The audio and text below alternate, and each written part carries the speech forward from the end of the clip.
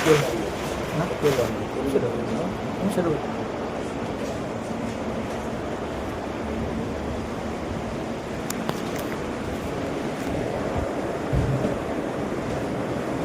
the Lord. கர்த்தருடைய நாமம் மகிமைப்படுவதாக.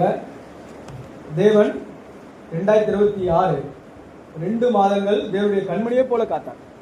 அவருடைய கிருபை, அவருடைய இரக்கங்கள் மகா பெரியவைகளாக இருக்கிறது. தேவன் நம்முடைய வாழ்க்கையிலே எவ்வளவு பெரிய நன்மைகள் செய்திருக்கார். நம்முடைய இந்த 2026 ஆண்டை துவங்கின பல குடும்பங்கள் நம் மத்தியிலே காணப்படவில்லை. குறிப்பாக எத்தனையோ பேர் பலவீனத்தில் இருக்கிறார்கள், வியாதியுள்ளவர்களாக இருக்கிறார்கள். மருத்துவமனையிலே சில குடும்பங்கள் உயிருக்கு போராடி கொண்டிருக்கிறார்கள். தேவனுடைய சபைக்கும் தேவனுடைய மகிமை தங்கி இந்த ஸ்தானத்திற்கும் வர முடியாமல் எத்தனையோ பேர்கள் வீடுகளிலே முடங்கி கொண்டிருக்கிறார்கள். ஆனால் அவர்களை காட்டிலும் நாம் நீதிமான்களும் அல்ல, உத்தமர்களும் அல்ல. தேவன் நம்மை வைத்த சுத்த கிருபை, மகா கிருபை. இந்த கிருபையினாலே தேவன் இந்த 3ஆம் மாதத்துக்குள்ளாக பிரவேசிக்க கிருபை செய்தார். அவர் மகத்துவமுள்ள தேவன், எல்லா நாமங்களிலும் மேலான நாமத்தை உடையவர். வானம் அவருடைய சிங்காசனம், பூமி அவருடைய பாதபீடமாக உள்ளது. தாவீது மகாபக்தன், யோபு மகாபக்தன் அவருடைய வாழ்க்கையை எவ்விதமாக சொல்கிறார்கள் என்றால், ஆண்டவரே, வானத்தையும் பூமியும் உண்டாகிற கர்த்தாவே, நான் உங்களுடைய சன்னிதானத்திலே ஒரு புழு. நம்ம எல்லாரும் எப்படி இருக்குன்னா, ஆண்டவருடைய பார்வைக்கு ஒரு புழுவும் ஒரு பூச்சியாக. அந்த புழு அருவருப்பா இருந்துச்சுன்னா என்ன பண்ணுவாங்க தெரியுமா? அது எப்படி நசுக்கி போட்டுருவாங்க. ஆண்டவருடைய பார்வைக்கு நாமளும் கூட எவ்வளோ தேவனுக்கு விரோதமான பாவங்கள் செய்தோம், அக்கிரமக்காரர்களாக இருந்தோம், துன்மார்களாக இருந்தோம். நம்ம ஒரு புழு தானே, ஆண்டவருக்கு நசுக்கி போடாது. ஜீவனுள்ள தேசத்தில் ஜீவனுள்ளா வைத்தார். இன்னைக்கு அப்பேற்பட்ட அன்புள்ள தேவனை தான் நாம் ஆராதிக்க வந்திருக்கோம். அந்த தேவனை நம்ம ஆராதிப்பதற்கு முன்பாக நம்முடைய பரிசுத்தமான வேதத்தை திறந்து எரேமியா தீர்க்கதரிசன புத்தகம் 38ஆம் அதிகாரம். எரேமியா தீர்க்கதரிசன புத்தகம் 38ஆம் அதிகாரம் 6ஆம் வசனம், 9ஆம் வசனம், 10ஆம் வசனத்தை நாம் வாசிக்க போகிறோம். எரேமியா தீர்க்கதரிசன புத்தகம் 38ஆம் அதிகாரம் 6, 9, 10 அனைவருமாக சேர்ந்து வாசிக்கலாம்.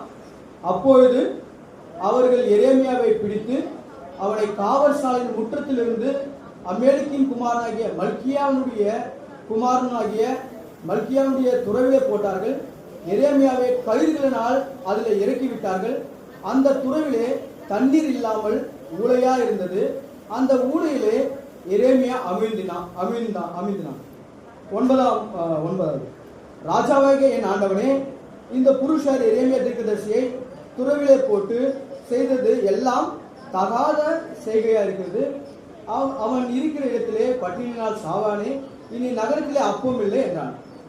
10 அப்பொழுது ராஜா எபெத்மெலேக் என்னும் எத்தியோப்பியனாகிய நோக்கி, நீ இவ்விடத்திலிருந்து 30 மனுஷனை உடனே கூட்டிக் கொண்டு போய் எரேமியாவை தீர்க்கதரிசி சாவதற்கு முன்னே அவனை துறவிலிருந்து தூக்கிவிடு என்று கட்டளையிட்டான். தேவனுடைய உதவிக்காக நாம் ஜெபிப்போம்.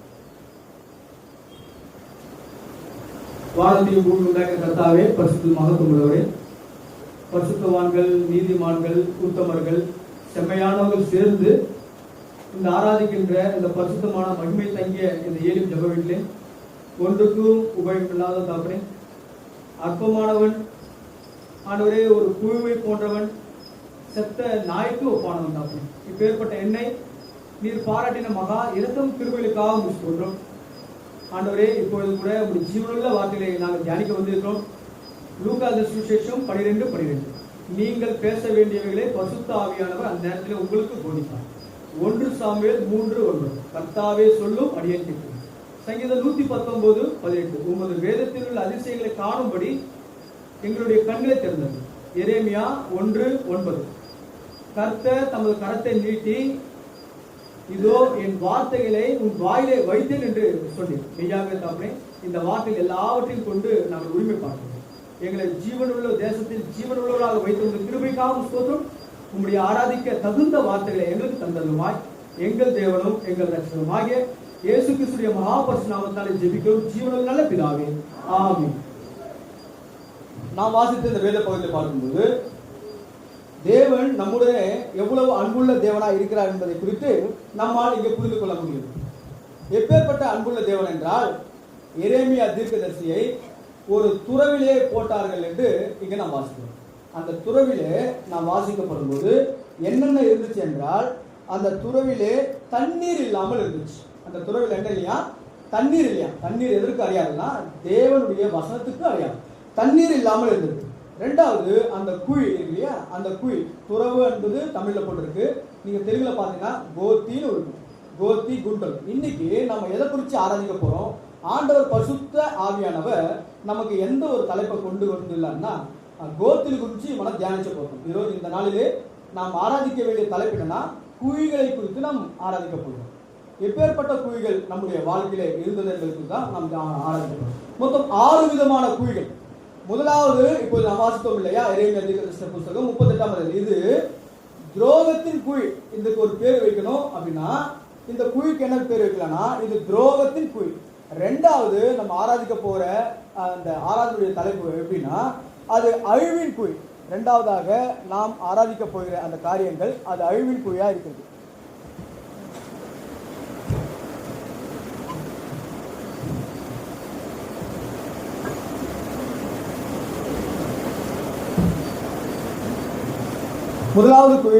முதலாவது குழி நாம் ஆராதிக்கிற குழி என்ன பேர்பட்டது என்றால், அது துரோகத்தின் குழி. இரண்டாவது குழி அது அழிவின் குழி. மூன்றாவது குழி அது துயர குழி. நான்காவது குழி அது பாதாள குழி. ஐந்தாவது குழி குழியிலே வீழ்ந்த ஆடு. ஆறாவது குழி குழியிலே வீழ்ந்த குருடர்கள். இதை குறித்து தான் நாம தியானிக்க போகிறோம். 6 விதமான குழிகள். మొట్టమొదటిగా ద్రోగపు గుంట, రెండోదిగా నాశనమైన గుంట, మూడోదిగా విసారము కలిగిన గుంట, నాలుగోదిగా సమాధి గుంట, ఐదోదిగా గుంటలో పడిన గొర్రె, ఆరోదిగా గుంటలో పడిన గురుంటివాడు. இப்பேற்பட்ட காரியங்களை குறித்து தான் நம்ம ஆராதிக்க போகிறோம். மிக சுருக்கமாக தேவன் நமக்கு தந்திருக்கிற ஜீவனுள்ள வார்த்தையின் அடிப்படையிலே நாம் தியானிக்க கர்த்தர் தாமே நமக்கு உதவி செய்வாராக.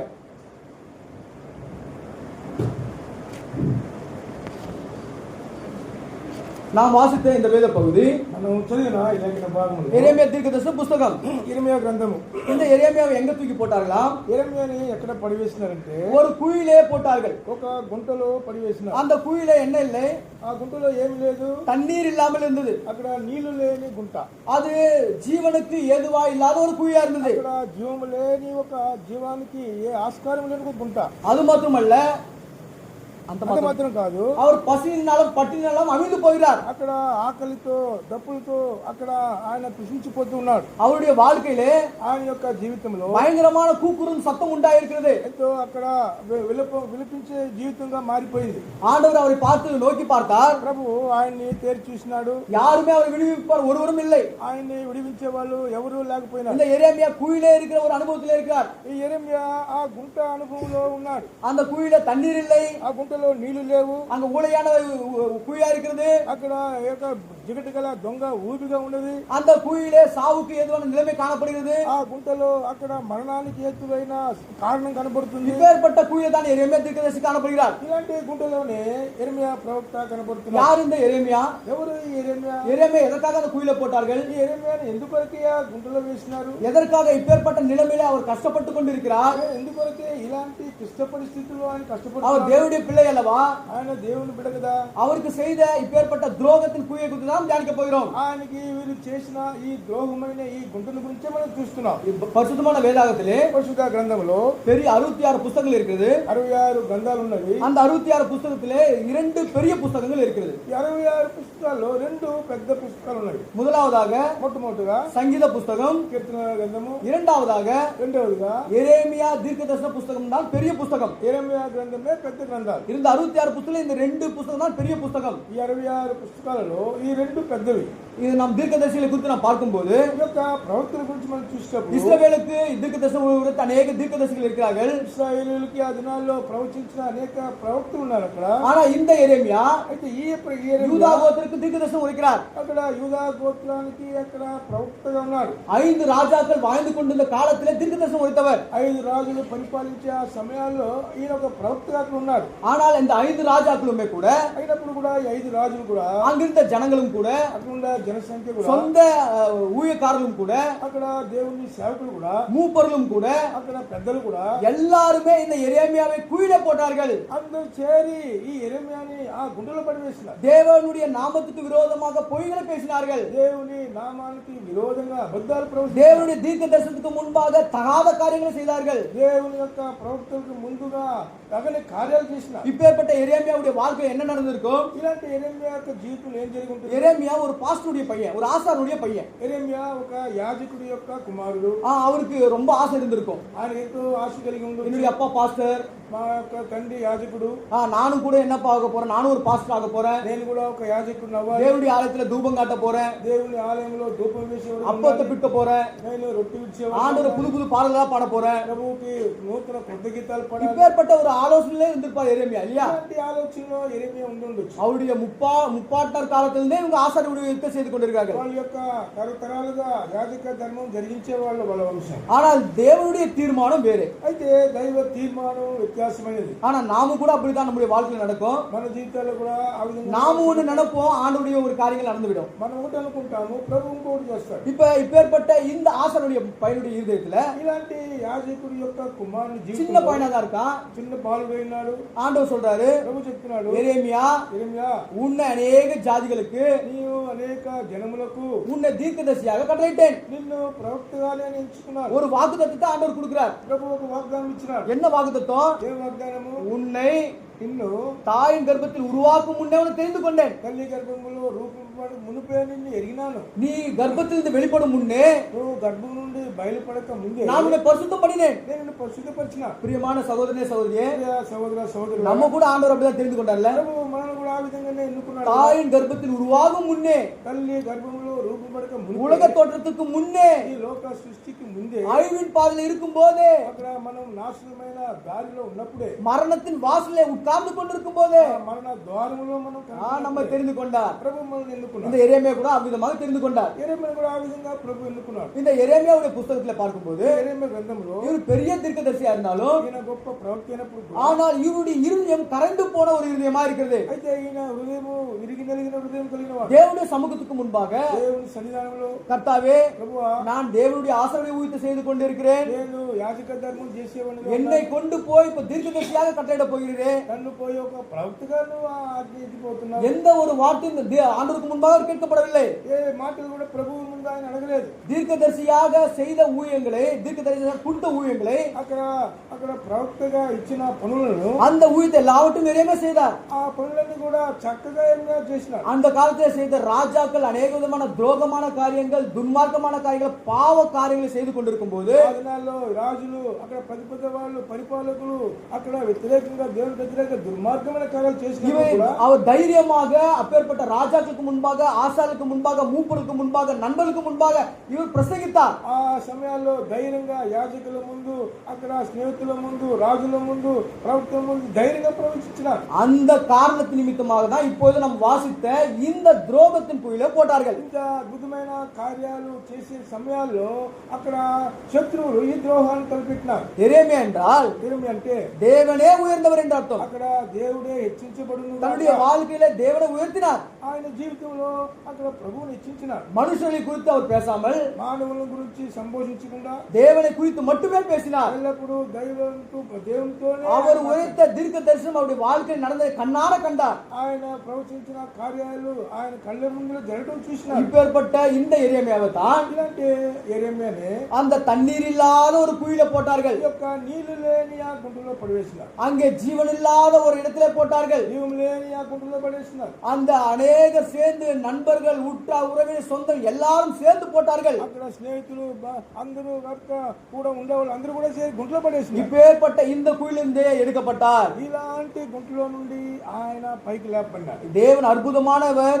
దేవుడు అద్భుతమైన వాడు. இந்த அற்புதமான தேவன் தான் ఈ అద్భుతమైన దేవుడే நம்ம இந்த காலங்களில் ஆராதிக்க பல வார்த்தைகள் சொல்கிறார். ఇదే కాలంలో అక్కడ మనం ఆరాధించడానికి కొన్ని మాటలు మనతో మాట్లాడుతున్నాం. பிரியமான சகோதரனே, ప్రియ సహోదరి సహోదరులారా, எரேமியாவை அந்த துரோகத்தின் குழியிலிருந்து தூக்கினது போல అక్కడ ఎరేమియాని అక్కడ ఆ యొక్క ద్రోహం అనే ఆ గుంటలో నుండి పైకి లేపింది ఆయన. இன்னைக்கு ஆண்டவர் நம்மையும் தூக்க விரும்புகிறார். ఇదేమో మనల్ని కూడా ఆయన పైకి లేపని అన్నాడు. முதலாவதாக మొట్టమొదటిగా ஒரு குழியை குறித்து நாம் தியானிக்க போகிறோம். ఒక గుంటను ధ్యానిస్తాం. முதலாவது அழிவின் குழியை குறித்து நாம் பார்க்க போகிறோம். మొట్టమొదట నాశనమైన గుంటను చూస్తాం. ஏசாயா 38 அதிகாரம் 17 வசனம். యెషయా గ్రంథము 38:15 వచనం. ஏசாயா 38:17. యెషయా గ్రంథము 38:15.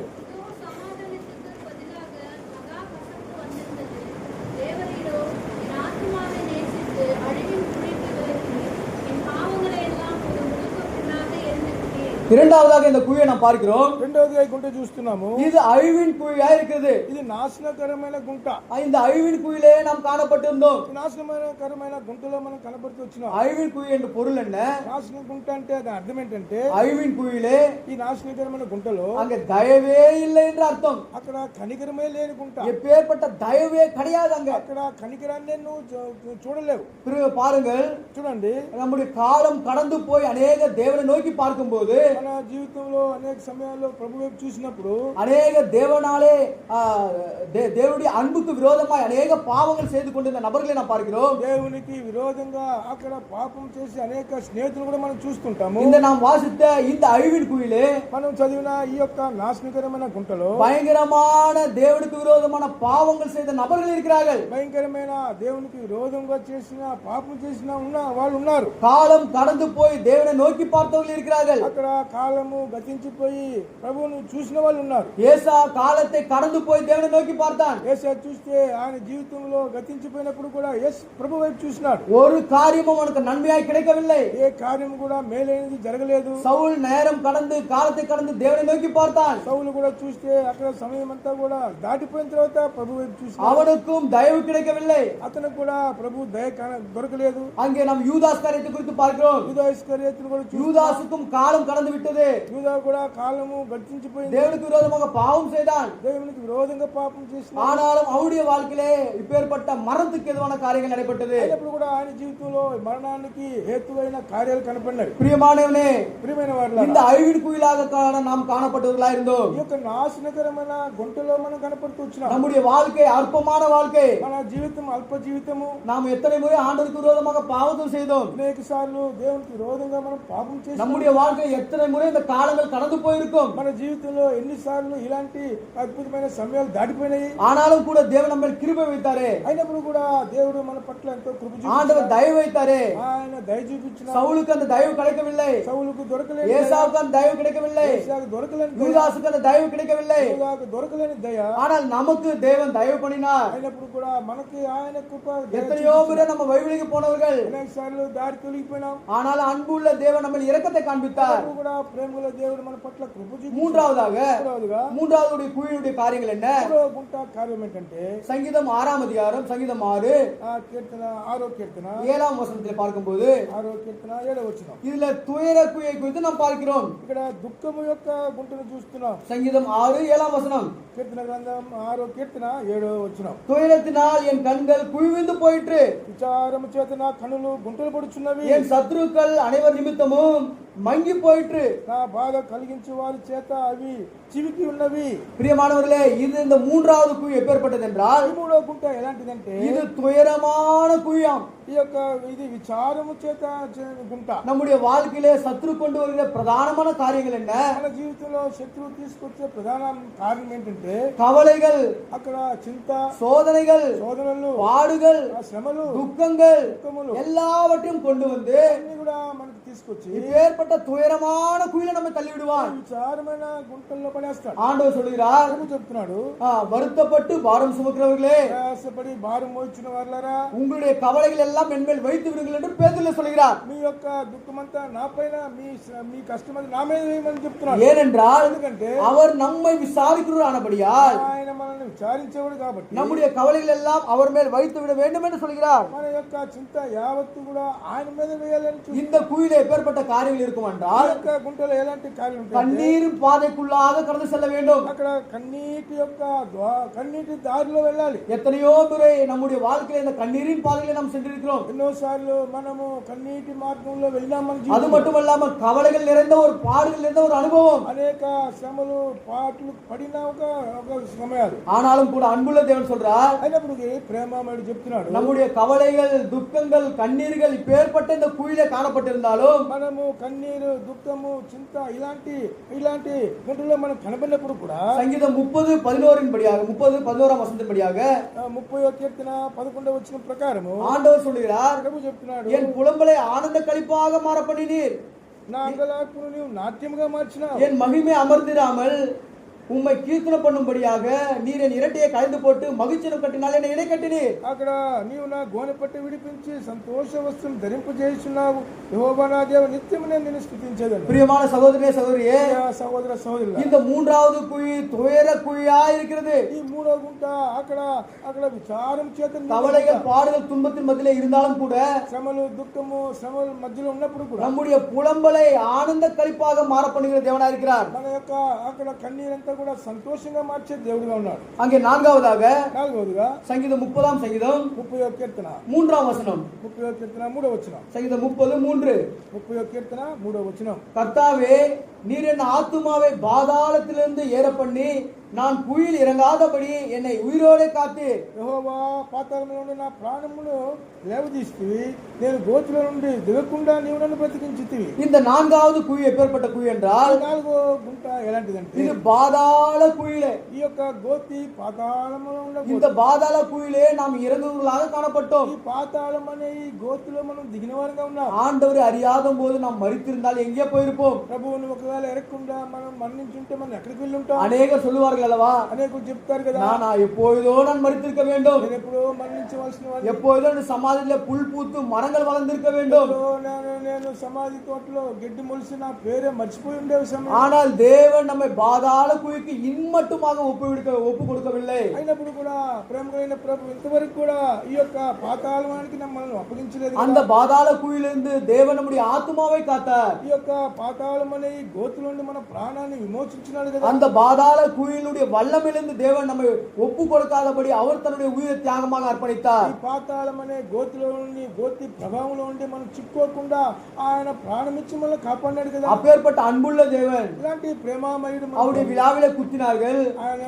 ఆయన ప్రక్కలో ఈటి పుడిచినారు. அவருடைய சிரசிலே முற்கிடம் வைக்கப்பட்டது. ఆయన శిరస్సులో ముళ్ళ కిరీటం పెట్టినారు. அவருடைய தாடை மயிரை பிடித்து இழுத்தார்கள். ఆయన యొక్క గడ్డాన్ని పట్టి లాగి அவருடைய முகத்திலே காரி உமிழ்ந்தார்கள். ఆయన ముఖం మీద ఉమ్మేసినారు. இவ்வளவு பாடுகள் நாம் இந்த பாதாள குழிக்கு போகக்கூடாது என்பதற்காகவே ఈ యొక్క శ్రమలన్నీ కూడా మనమందరం కూడా ఈ పాతాళం అనే గుంటలో పడకుండా அந்த பாதாளத்தின் குழியினுடைய வல்லமையை தேவன் எடுத்து போட்டார். పాతాళ ప్రభావము గుంట ప్రభావం అంతా కూడా ప్రభు நம்ம ஜீவனுள்ள ஒரு தேசத்திலே ஜீவனுள்ளவர்களாக வைத்தார். మనము జీవం గల దేశంలో జీవం కలిగిన వాళ్ళంగా ఉంచినాడు. தேவன் சுகத்தை கொடுத்து பலத்தை கொடுத்து ஆரோக்கியத்தை கொடுத்து நம்மை பராமரித்து வருகிறார். దేవుడు అక్కడ సౌఖ్యాన్ని ఆరోగ్యాన్ని బలాన్ని ఇచ్చి మనల్ని కాపాడుతూ వస్తున్నాడు. இப்பேற்பட்ட இந்த பாதாள குழியின் வல்லமையிலிருந்து தேவன் நம்மை காத்துக்கொண்டார். ఇలాంటి పాతాళం అనే ఈ యొక్క గోతిలో ఉండి మనల్ని కాపాడుతూ వచ్చినాడు. ஐந்தாவதாக ఐదవదిగా மத்தேயு எழுதின சுவிசேஷம் మత్తయి శుభవార్త 12ஆம் அதிகாரம் 12వ అధ్యాయం 11ஆம் வசனம். மத்தேயு 12ஆம் அதிகாரம் 11ஆம் வசனம்.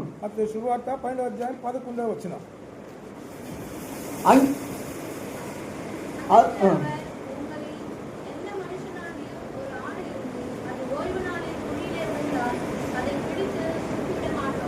అందుకు ఆయన మీలో ఏ మనుషునికైనా ఒక గొర్రె ఉండి అది విశ్రాంతి దినమున గుంటలో పడినేడలా దాన్ని పట్టుకుని పైకి తీయడా, பாருங்கள், இது இந்த ஐந்தாவதாக ఐదవదిగా இது குயிலே விழுந்த ஒரு ஆடா இருக்கிறது. గుంటలో పడిపోయిన గొర్రె. இந்த குயிலே விழுந்த ஆட்டை ఈ గుంటలో పడిన గొర్రె தேவன் மேலே எடுக்க விரும்புகிறார். దేవుడు దాన్ని పైకి తేవాలని நம் ఆశపడుతున్నాడు. சங்கீதம் 42 நாம் வாசிக்கிறோம். కీర్తన గ్రంథము 42లో చూస్తున్నాం. இந்த குயில் எப்பேற்பட்ட குயிலா இருந்தால் இந்த ஆடு விழுந்த குயில் ఈ యొక్క గొర్రె పడిన గుంట ఎలాంటిదంటే அது பயங்கரமான குயிலா இருந்ததாம். అది భయంకరమైన గుంటల. ஒரு ஆடு ఒక గొర్రె அது வனாந்தரத்திலோ காடுகளிலோ தன்னுடைய ஜீவன் வாழ்வது மிக கடினமா இருக்கும். అక్కడ అరణ్యంలో అడవుల్లో తను జీవించడం ఎంతో కఠినం. சுதந்திரமாக அது உலாவிக் கொண்டிருக்கும் போதே தன்னுடைய ஜீவனை காத்துக் கொள்வது கடினமா இருக்கும். ఎంతో స్వతంత్రంగా తిరగవలసిన స్థలంలో తన జీవితాన్ని కాపాడుకోవడానికి ఎంతో இப்ப కష్టం. இந்த ஆடு வகையாக ஒரு குழிக்குள்ள விழுந்து விட்டது. ఈ యొక్క గొర్రె ఒక గుంటలో పడిపోయింది. இந்த குழியிலிருந்து இந்த ஆடு மேலே வர வேண்டும். ఈ గుంటలో నుండి ఒక గొర్రె పైకి రావాలి. எப்படி இந்த ஆடு இந்த குழியிலிருந்து மேலே வரும்? ఎట్లా రావాలి? గొర్రె పైకి వస్తుంది. அதற்கு பதிலாக தேவ ஆட்டுக்குட்டியானவர் அந்த குழியில இறங்கினார். అక్కడ తత్వాన దానికి బదులుగా దేవుడైన ఈ గొర్రె పిల్ల యేసు ప్రభువైన గొర్రె పిల్ల గుంపులో దిగినాడు. பாருங்கள், அந்த ஆட்டுக்குட்டியை மீட்கும் பொருளாக ఆ యొక్క గొర్రెను విమోచించే నిమిత్తమై அந்துடைய ஜீவனை காக்கும்படியாக దాని యొక్క ప్రాణాన్ని కాపాడు నిమిత్తమై தேவ ஆட்டுக்குட்டியானவரே அந்த பயங்கரமான குழியில இறங்கினார். అక్కడ గొర్రె పిల్ల అయిన ప్రభువైన యేసుక్రీస్తు వారే ఆ గోతిలో దిగినాడు. அந்த குழியில என்னென்ன காரியங்கள் இருக்கும்? ఆ గోతిలో ఏమేమి కార్యాలు ఉన్నావో பயங்கரமான மிருகங்கள் இருக்கிறது, ఎంతో క్రూర మృగాలు ఉన్న స్థలం, விஷ பூச்சிகள் இருக்கிறது, విష పురుగులు ఉన్న స్థలం, தன்னுடைய சரீரத்தை கீழ்த்து பீறி போடுகின்ற கொடூர மிருகங்கள் இருக்கிறது. ఆ శరీరాంతా కూడా చీల్చివేయ బలం కలిగిన కఠినమైన ఘోరమైన మృగాలు ఉన్నాయి. இப்பேற்பட்ட இந்த சாதுவான ஆட்டுக்குட்டியை மீட்கதான் ఈ యొక్క సాధువైన గొర్రె పిల్లను మోచించే నిమిత్తమై வானத்தையும் பூமியும் உண்டாக்கின தேவ ஆட்டுக்குட்டியான அந்த குழியில இறங்கினார். సర్వ సృష్టికి యజమానుడైన దేవుని గొర్రె పిల్ల అయిన వాడు ఆ గుంపులో దిగినాడు. தேவன் நம்முடைய ஜீவனை காத்தது மட்டுமல்ல, దేవుడు మన జీవితాన్ని కాపాడు మాత్రం நமக்காக அந்த விலையேறப்பட்ட ரத்தத்தை சிந்தினார். మన కొరకై ఆయన విలువ కలిగిన ఆ ప్రశస్త రక్తాంతా చిందించాడు. அந்த ரத்தத்தின் நிமித்தமாக தான் பாவம் மன்னிப்பாக மீட்பு நமக்குள் உண்டாயிருக்கிறது. ఆయన పరిశుద్ధ రక్తం ద్వారా పాప విమోచన మనకు లభించింది. பிரியமான சகோதரனே, ప్రియ సహోదరుడా, இந்த உலகத்தில் நாம் சுதந்திரமாக வாழ்ந்து கொண்டிருக்கலாம். లోకంలో ఒకవేళ మనం స్వతంత్రంగా జీవించుండొచ్చు. ஒருவேளை நமக்கு முன்பாக உண்டாக்கப்பட்ட அந்த குயில நாம் விழுவோமானால், ఒకవేళ ఒక అసందర్భంగా మన కొరకే నిర్మించిన గుంటలో మనం పడిపోయినామంటే நம்மை தூக்குவதற்கோ நம்மை மேலெடுப்பதற்கோ ஒருவருமே இல்லை. మనల్ని పైకి లేవదీసి మనల్ని మోచించడానికి ఎవరు లేరు. ஆனால் அன்புள்ள தேவன் நமக்காக அவர் இறங்கினார். మన ప్రేమ కలిగిన దేవుడు మన కొరకే అక్కడ దిగినాడు. நம்முடைய பாவத்தை போக்குவதற்காக, మన పాప విమోచన కొరకై நாம் ரத்தம் சிந்தப்பட வேண்டிய இடத்துல அவர் ரத்தத்தை சிந்தினார். మనం చిందవలసిన రక్తానికి బదులుగా ఆయన రక్తం చిందించాడు. நம்முடைய உயிர் போக வேண்டிய இடத்துல அவர் நமக்காக ஜீவனை கொடுத்தார். మన ప్రాణముకు ప్రయోజనంగా ఆయన జీవాన్ని ఇచ్చినాడు. நாம் வழி தவறி போன இடத்திலே தேவன் நமக்கு வழியாக மாறி போனார். మనము దారి తప్పిపోయిన సమయాల్లో మనకి మార్గదర్శిగా ఉన్నాడు. இப்பேற்பட்ட அன்புள்ள தேவன் நமக்காக தேவ ஆட்டுக்குட்டியாக அவர் பலியானார். ఈ ప్రేమమడిన దేవుడు గొర్రె పిల్లగా మనకు వచ్చినాడు. ஆறாவதாக கடைசியாக చివరికి ఆరోది மத்தேயு சுவிசேஷம் మత్తయి శుభవార్త 15ஆம் அதிகாரம் 15వ అధ్యాయం 14ஆம் வசனம். 14వ వచనం. மத்தேயு 15:14. మత్తయి శుభవార్త 15వ అధ్యాయం 14వ వచనం. அவர்களை விட்டுவிடுங்கள், அவர்கள் குருடருக்கு வழிகாட்டுகிற குருடராக இருக்கிறார்கள். குருடனுக்கு குருடன் வழிகாட்டினால் இருவரும் குயில விழுவார்கள் என்றாரே. వారి జోలికి పోకుడి, వారు గుడ్డివారై ఉండి గుడ్డి వారికి త్రోవ చూపువారు, గుడ్డివారు గుడ్డి వారికి త్రోవ చూపిన ఎడల వారిద్దరూ గుంటలో పడుతురు కదా. பாருங்க, இங்க நான் பார்க்கிற இந்த ஆறாவதாக கடைசியான ஒரு குழி என்னவென்றால், ఈ చివరి 6వ గుంట ఎలాంటిదంటే இது குயிலே விழுந்த குருடர்களை காட்டுகிறது. ఇక్కడ ఈ గుంటలో పడిన ఆ గుడ్డివారిని చూపిస్తుంది. இந்த குயிலே விழுந்த குருடர்களுடைய நிலைமை நான் பார்ப்போமானால், ఈ గుంటలో పడిన గుడ్డివారి స్థితి మనం చూసినామంటే எவ்வளவு பயங்கரமான, எவ்வளவு கவலைக்கிடமான ஒரு நிலைமையா இருக்கிறார்கள். ఎంతో అక్కడ ఎంతో దుఃఖమైన ఒక పరిస్థితిలో ఉన్నారు. அவர்களுக்கு இந்த உலகத்தில் உள்ள அதிசயங்களும் அற்புதங்களையும் காணாதபடி அவருடைய கண்கள் குருடாக்கப்பட்டிருக்கிறது. అక్కడ ఈ లోకంలో ఈ యొక్క అద్భుతమైన కార్యాలను చూడనివ్వకుండా తన నేత్రాలు గుడ్డితనంగా ఉన్నాయి. அவருடைய வாழ்க்கையில 24 மணி நேரம் வெறும் இருளையே பார்த்து கொண்டிருக்கிறார்கள். వాళ్ళ జీవితం అంతా కూడా చీకటి సంబంధంగా చీకటిని అనుభవిస్తూ వచ్చినారు. ஒரு காலமும் கூட வெளிச்சத்தை காணாத நபர்களா இருந்தார்கள். ఇప్పుడు కూడా వాళ్ళ జీవితంలో ఇంతవరకు కూడా వెలుగుని రుచి చూడని వారిగా ఉన్నారు. இப்பேற்பட்டவர்கள் குயிலே விழுந்து விட்டார்கள். ఇలాంటి గుడ్డివారు గుంటలో పడిపోయినారు. இந்த குயிலே இந்த குருடர்களை தேவன் மேலே உயர்த்தினது போல ఈ గుడ్డివారిని దేవుడు పైకి లేపిన విధంగా நம்மை கூட குருடர்களா இந்த உலகத்திலே காணப்பட்டிருந்தோம். మనం కూడా ఒకప్పుడు గుడ్డివారిగా ఉంటుంది. 2 கொரிந்தியர் 4ஆம் அதிகாரம் 4ஆம் வசனத்தின்படியாக 2 కొరింథీ రాసిన పత్రిక 4:4లో 2 కొరింథీ 4:4లో நாம் என்ன வாசிக்கிறோம்? మనం ఏం చదువుతున్నాం? இந்த மகிமையான சுவிசேஷத்தை நாம் பார்க்க கூடாதபடிக்கு ఈ మహిమ గల ఈ సువార్తను మనము అక్కడ అనుభవించకుండా இந்த பிரபஞ்சத்தின் தேவனானவன் ఈ యొక్క ప్రపంచమైన ప్రపంచం அவருடைய மனதை குருடாக்கினான். వాళ్ళ యొక్క నేత్రానికి గుడ్డితనం కలుగు చేసినాడు. ఈ பிரபஞ்சத்தின் தேவனானவன் நம்முடைய மனக்கண்களை அவன் குருடாக்கி வைத்தான். ఈ యొక్క ప్రపంచం యొక్క ఈ అధిపతి అయిన దేవతలు మన యొక్క గుడ్లను గుడ్డి కలుగు చేసినాడు. பிரியமானவனே, மகிமையான சுவிசேஷம் நம்முடைய வாழ்க்கையிலே வரவில்லை என்றால், ఈ మహిమ గల శుభవార్త మన జీవితంలో అనుభవించుకోకపోతే, நாம் இப்பேற்பட்ட மகிமை தங்கிய இந்த ஸ்தானத்திலே தேவனுடைய சமூகத்திலே நாம் தேவனை ஆராதித்திருக்க மாட்டோம். ఇలాంటి దేవుని మహిమ కలిగిన స్థానంలో దేవుని నివాస స్థలములో ఆయన సంఘంలో మనం కనపడగలమా? ஆனால் அன்புள்ள தேவன் நாம் குருடுகளா இருந்தாலும் கூட, ఆయన ప్రేమ కలిగిన దేవుడు మనం గుడ్డివాళ్ళంగా ఉన్నప్పుడు, நாம் குயிலே வீழ்ந்தவர்களா இருந்தாலும் கூட, గోతులో పడిపోయిన స్థితిలో ఉన్నప్పుడు அவர் பிரகாசத்தை தேவனுடைய பிரசன்னத்தை நமக்கு தந்து நம்முடைய இருளை வெளிச்சமாக்கினார். అక్కడ దేవుని యొక్క వెలుగు ఆ ప్రకాశాన్ని మనకి ధరింపజేసి మనల్ని వెలిగింపజేసినాడు. நாம் பயங்கரமான மரண இருளிலே உட்கார்ந்து கொண்டிருந்த நாம் பெரிய வெளிச்சத்தை கண்டது போல, అక్కడ మరణం అనే ఆ యొక్క అంధకార చీకటిలో ఉన్న మనల్ని ఆశ్చర్యమైన వెలుగులోకి నడిపించినాడు. இப்பேற்பட்ட அன்புள்ள தேவன் தான் நம்முடைய கண்களை திறந்தார். ఇలాంటి ప్రేమమైన దేవుడే మన యొక్క నేత్రాలను తెరిచినాడు. எல்லாருமே கூட இந்த குயிலே வீழ்ந்த குருடர்களை போல காணப்பட்டிருந்தோம். మనమందరం ఒకప్పుడు ఈ గుంటలో పడిన ఈ గుడ్డివారి పోల మనం ఉన్నాం. ஆனால் தேவன் நம்மை அந்த குயிலே இறங்காதபடிக்கு, ఇప్పుడు కూడా మన ప్రభు మనల్ని గుంటలో పడినవ్వకుండా அந்த குயிலே இருந்து தேவன் நம்மை தூக்கி எடுத்தார். ఈ యొక్క ఘోరమైన గుంటలో నుండి మనల్ని పైకి లేచి, பிரியமான சகோதரனே, ప్రియ సహోదర సహోదరి, எரேமியாவுடைய வாழ்க்கையில் நடந்தது துரோகத்தின் குழியா இருந்தது. యెరెమీయా జీవితంలో ఆ యొక్క ద్రోహం చేసి గుంటలో నెట్టినారు. அவர்கள் பெரியவர்கள், நண்பர்கள், தன்னுடைய உற்றார் உறவினர் எல்லாருமே இந்த துரோகத்தின் குழியிலே எரேமியாவை போட்டார்கள். యెరెమీయా స్నేహితులు, బంధువులు, ఆయన్ని ప్రేమించిన వాళ్ళు, ఆయనతో ఉండే వాళ్ళందరూ కూడా ఆయన్ని గుంటలో పడివేసినారు. அந்த துரோகத்தின் குழியை அனுபவித்துக் கொண்டிருந்த எரேமியாவை ఈ ద్రోహం అనే ఈ గుంటను అనుభవిస్తున్న యెరెమీయాను தேவன் மேலே எடுத்தது போல, దేవుడు పైకి లేపినట్టు நம்மையும் கூட இப்பேற்பட்ட பலவிதமான துரோகத்திலே இருந்த நம்மை கூட మనం కూడా అక్కడ మనకి అనేక ద్రోహాలతో నిండిన మనకు కూడా தேவன் நம்மை மேலே எடுத்தார். துரோகத்திலிருந்து நம்மை மேலே ఈ எடுத்தார். యొక్క ద్రోహం అనే ఈ గుంటలో నుండి మనల్ని పైకి లేవని யோசேப்புடைய சகோதரர்கள் துரோகம் செய்தார்கள். యోసేపు సహోదరులు ద్రోహం చేసినారు. அவரையும் வெறுமையான குயிலே போட்டார்கள் என்று நாம் வாசிக்கிறோம்.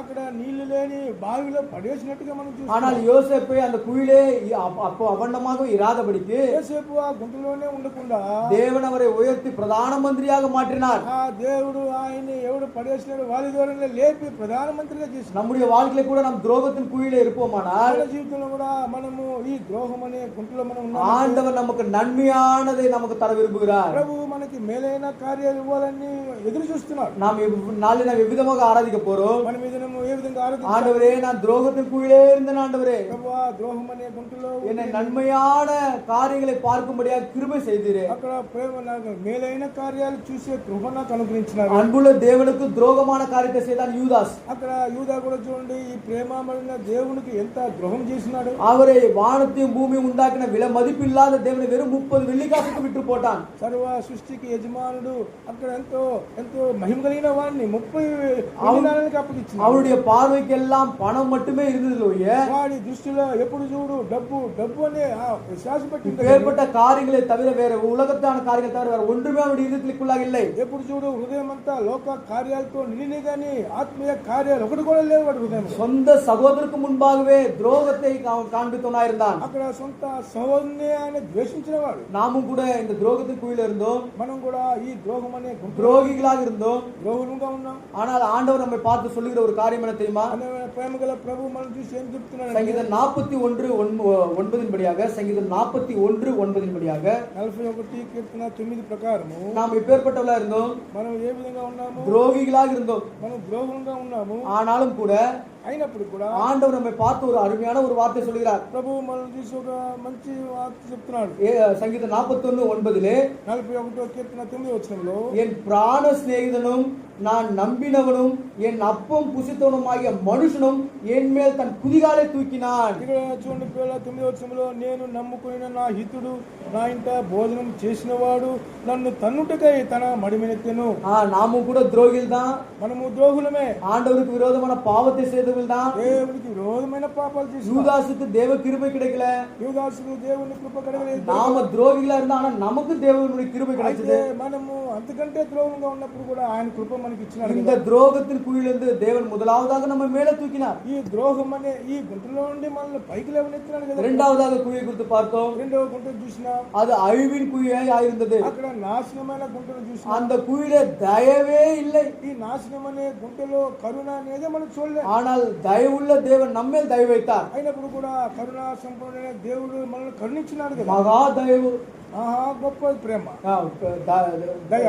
மகா தயவு, గొప్ప దయ, தயவிலே இரக்கமுள்ளவர், అక్కడ కృపలో దయలో ఐశ్వర్యవంతుడు, தயவிலே இரக்கத்தையும் கிருபத்தையும் காண்பிக்கிறவர், అక్కడ దయ ద్వారా ఆయన కృప కనికరాలు చూపించేవాడు. அவருடைய தயவு மகத்துவமானது, ఆయన దయ ఎంతో మహత్తరమైనది, அவருடைய தயவு பாரபட்சமா இராதது. ఏ పక్షపాతం లేని அந்த தயவினாலே நம்ம ரட்சித்துக் கொண்டார். ఆ యొక్క అద్భుతమైన దయ ద్వారా మనం இந்த அழிவின் குழியிலிருந்து அவருடைய தயவை நமக்கு காண்பித்தார். ఈ యొక్క నాశనకరమైన గుంటలో మనకి దయ చూపించినాడు. மூன்றாவது குழியை பார்த்தோம். మూడవది గుంట அது துயரமான குழி. అక్కడ దుఃఖంతో కూడిన அங்க கண்ணீர், கவலைகள், பாடுகள், வேதனைகள், வியாதிகளா இருந்தது. అక్కడ కన్నీరు, దుఃఖము, సంచలము, వ్యాధులు, బాధలతో నిండిన గుంట.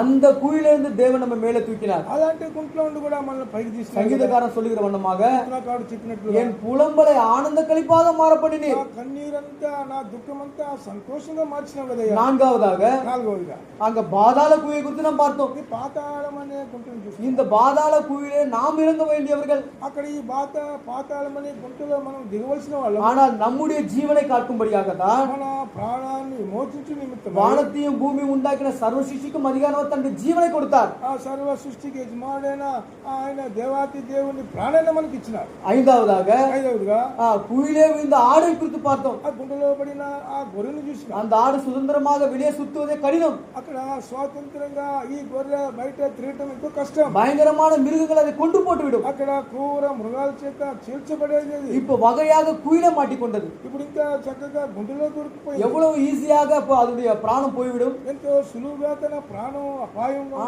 அந்த ఆட்டுக்குட்டி பதிலாக தான் தேவ ஆட்டுக்குட்டி நமக்காக இறங்கினார். ఇలాంటి ఈ గొర్రె పిల్ల కొరకై అక్కడ దేవుని యొక్క గొర్రె పిల్లగా அது பயங்கரமான குழியா இருந்து. అది భయంకరమైన గుంట.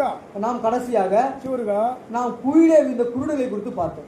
గుంటలో పడిపోయిన ఈ గుడ్డివాళ్ళని చూసినాము. சத்ரு கூட இந்த உலகத்தினுடைய ஐஸ்வர்யத்தையும் உலகத்தில் அற்புதங்களையும் ஆச்சரியம் காணாதபடி நம்முடைய கண்களை குருடாக்கி வைத்திருந்தார். శత్రు అక్కడ ఈ లోక అక్కడ ఈ కార్యాన్ని మన ప్రభు కార్యాన్ని చూడకుండా మన నేత్రాలు గుడ్డితనం కలిగేసి தேவனுடைய மகா சிருஷ்டிப்பை காணாதபடி நம்முடைய வாழ்க்கையில் இருளை மட்டுமே அவர் கொடுத்து வைத்தார். దేవుడి యొక్క ఈ మహా సృష్టిని చూడనివ్వకుండా మన జీవితంలో అక్కడ గుడ్డితనాన్ని కలిగేసి மகிமையான சுவிசேஷத்தை நாம் பெற்றுக்கொள்ளாதபடி சுவிசேஷத்தை தடை பண்ணி வைத்திருந்தார். ఈ మహిమ గల ఈ శుభవార్త మనము పొందకుండా దానికి ఆటంకాలు చేసింది. ஆனாலும் கூட அன்புள்ள தேவன் நமக்கு பிரகாசமான மனக்கண்களை கொடுத்தார். అయినప్పుడు ప్రేమ కలిగిన దేవాతి దేవుడు మనను అక్కడ అక్కడ వెలుగు కలిగిన ఆ యొక్క కళ్ళును మనకి ఇచ్చినాడు. பிரியமான சகோதரனே, ప్రియమైన సహోదర நாம் ஆராதிக்க வேண்டிய காரியம் என்ன? మన ఆరాధించవలసిన కార్యం ஆண்டவரே, பேர்பட்ட குழியிலிருந்து என்ன மேல தூக்கினீரே. ఓ ప్రభువా, ఇలాంటి గుంటలో నిన్న పైకి లేపి என்னுடைய வாழ்க்கையில் எவ்வளவு பெரிதான் நன்மை செய்து నా జీవితంలో ఎంత గొప్ప మేలు చేసిన. நான் ஒன்றுக்கும் பாத்திரவான தகுதியானவன் அல்ல.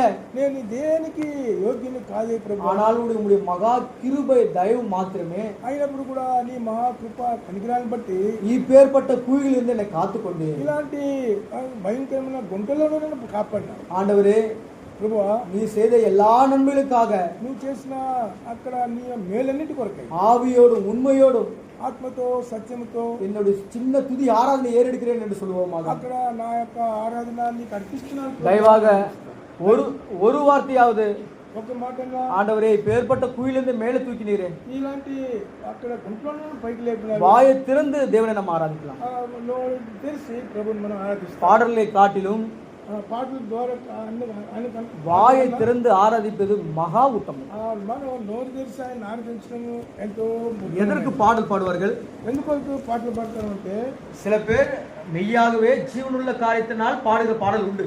కొంతమంది ఆ జీవం గల దేవుని పాటల ద్వారా ఆరాధించడం ఉంది. ஆனால் అయినప్పుడు வசனம் கேட்க மாட்டார்கள். వచనము వినరు. அந்த வசனம் இருதயத்துக்குள்ளாக போகாது. ఆ వచనము హృదయంలోకి పోదు. అసలు இதை கவர் பண்றதுக்கு என்ன பண்ணுவாங்கன்னா, దీన్ని ఎట్లా సెర్చ్ చేసుకోవడానికి ஏதாச்சும் ஒரு பாட்டு சம்பந்தம் இல்லாத ஏதாச்சும் ஒரு பாட்டல் பாடி ఏదో ఒక ఆరాధన పాట పాడతాం, தேவனை ஆராதிப்பாங்க. దేవుని ఆరాధిస్తాం. இது தேவனுக்கு பிரியமில்லை. దేవునికి ఇది ప్రియమైంది. நம்ம என்ன సత్యத்தை கேட்டோம், మనము ఏ సత్యాన్ని విన్నాము, தேவன் நமக்கு என்ன நன்மை செய்தார், దేవుడు మనకి ఏం మేలు చేసినారు, ஆண்டவர் எப்பேற்பட்ட காரியங்களை நம்ம மேலே உயர்த்தினார். ఎంత గొప్ప కార్యాల ద్వారా మనల్ని இதே சபை நடுவிலே సంఘం మధ్యలో வாயை திறந்து ஆராதிப்பது உத்தமம். ఆ నోటి తెరిచి ప్రభుని ఆరాధించడం. உங்களை தாழ்வோடு கேட்டுக்கொள்கிறேன், ప్రేమతో మిమ్మల్ని இரண்டு கை கூப்பி கேட்டுக்கொள்கிறேன். నమస్కరించి అడుగుతున్నాం. தேவன் கொடுக்கிற வார்த்தையே இங்கிருந்து போதிக்கப்படுமோ தவிர దేవుని వాక్యము నుండి బోధించబడే వాక్యాన్ని மனுஷர்களை மேன்மைப்படுத்துகிற காரியங்கள் போதிக்கப்பட மாட்டாங்க. ఈ వాక్యం ద్వారా ఆరాధించింది కానీ మనుషుల్ని ప్రీతిపరిచే ఆరాధన మనకు అవసరం. దైవக வார்த்தையோடு நம்ம ஆராதிக்கிறோம். అక్కడ మనకు దేవుని మాట్లాడిన మాటల ద్వారా మనం ఆరాధిస్తాం. கர்த்தர் தாமே ஆசீர்வதிப்பாராக. ஆமென். ప్రభు ఆశీర్వదించిన గాక.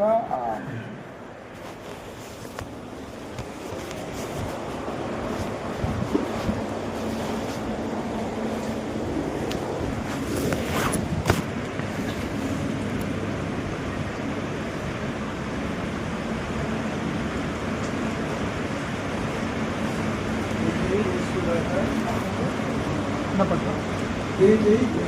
Double triple two.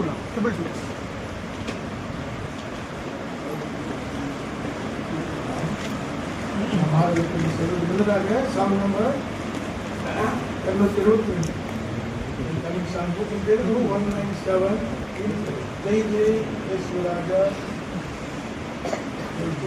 Song number 197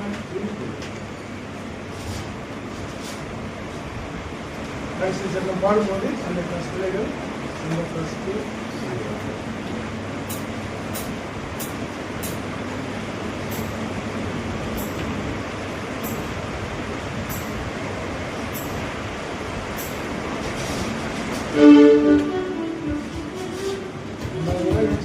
పాడుకోం. పరిశీలన పాడుకో. సండే ఫస్ట్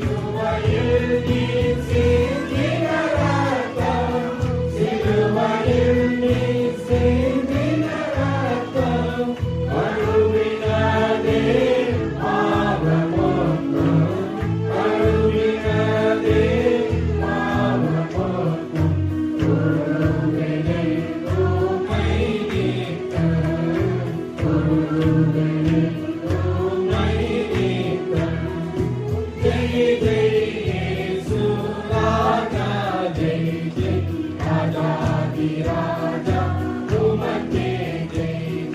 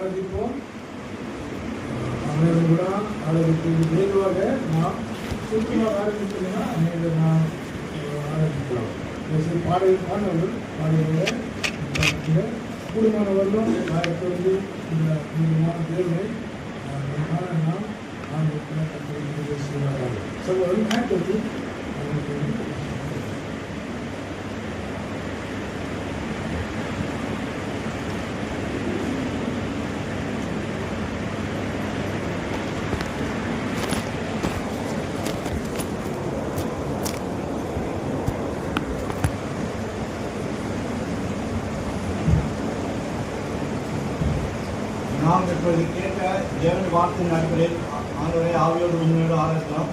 முதலாவது சண்டே ஸ்கூல் டீச்சர்ஸ் ஆராதிப்பார்கள். பிறகு ஒரு சகோதரன் ஒரு சகோதரியாக ஆராதிப்பார்கள். பிறகு ஜாசில் அமர்ந்திருக்கிற ஒரு சகோதரன் ஒரு சகோதரி ஆராதிப்பார்கள். சுருக்கமாக ஆராதனை செய்யுங்கள் என்று உங்கள் அன்போடு கேட்டுக்கொள்கிறோம். ஆராதிக்கலாம்.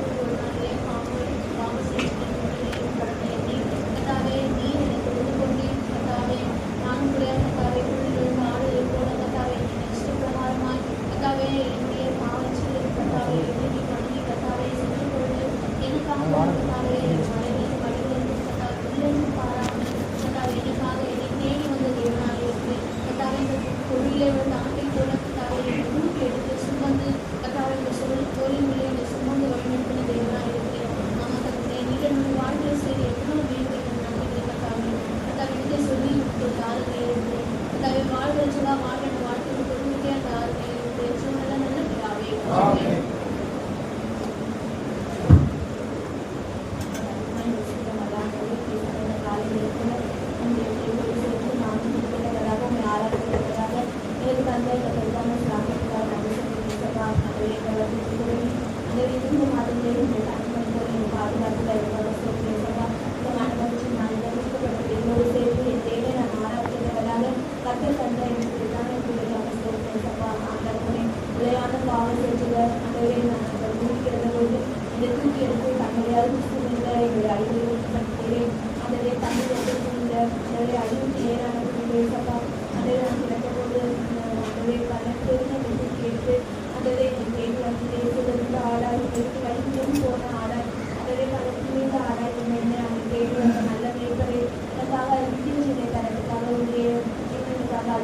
உண்மையான மேய்ப்பரை நான் ஆராய்ச்சி என்னுடைய நிலைமையிலே கருத்தை கொண்டு தூக்கி எடுக்கிறேன் அன்பின் கருத்தாலே அனைத்து கொள்கிறேன் என ஆராய்ச்சியை சோதிக்கிறேன் இந்த ஜீவனுள்ள வாழ்க்கை வாழ்க்கை உண்மையாக சோதனை என் தேவனே அந்த தேவனுடைய ரட்சிப்பினாக என் அழகருக்கு அதுக்காக சொல்லிக்கிறேன் எனக்கு தந்திக்கிற இந்த பெருதான ரட்சிப்பை சந்தோஷத்துக்காக சொல்லிக்கிறேன் அதுக்கு எனக்கு போதுமானவராக என்னை வழிநடத்துகிறேன் இந்த வழிநடத்துவதற்காக நன்றி செலுத்தி உங்களை அடுத்த ரட்சிப்பை நினைத்தவளாக ராஜாவின் ஒருவரை வாழ்வு என்று வாழ்க்கை எந்த சொல்லுங்கள் மூலம் தாழ்மையோடு இருக்கிற நல்ல பிதாவே.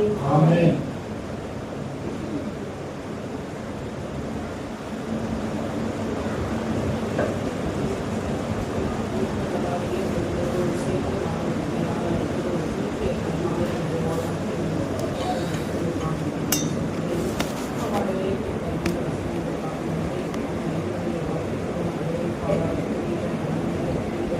Thank you.